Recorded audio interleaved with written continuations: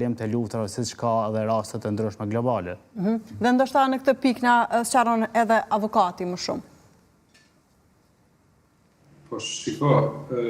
po flasim për nxënësin e zellshëm të Slobodan Miloševićit, pra Vučićin, dhe këto deklarata përveç që nuk do duhet na befasonin, natyrisht duhet trajtuar me seriozitet në kuptim të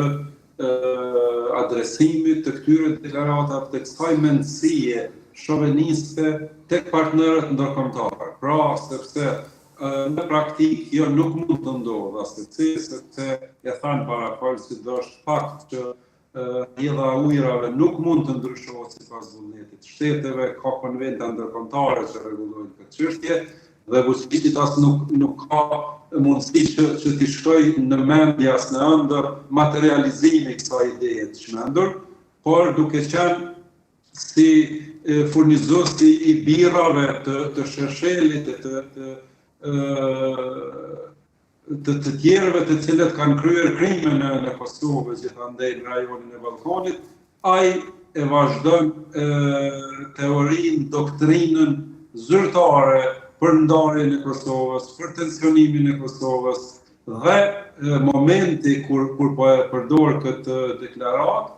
asocion me përgatitjet për zgjedhjet e përgjithshme presidenciale në Serbi, e që kur i lëkundet mbështetja e nacionalistëve në Republikën e Serbisë, ai përdor këto kartat nacionaliste të viteve të 90-ta dhe më herët, prandaj kjo është një retorikë e fushatës pa elektorale, por ne nuk duhet ta marrim me mirëbesim dhe të mbështetemi vetëm në guximin e tij për ta materializuar, por duhet të shfrytëzuar në aspektin diplomatik. Por ja që ne në vend që t'i shfrytëzojmë këto deklarata dhe të bëjmë agjendë botërore këtë çështje, sepse është çështje ndjeshme e furnizimit të një popullsie të madhe me ujë të pijes, sepse llogaritën të ardhmen shumë luftra mund të shkaktohen për shkak të ujit të pijshëm. Atëherë ne kërkojmë një çuditërisht kërkojmë një president që nuk ka kompetenca, një president që merret me shoqata, me organizata jo qeveritare, në vend që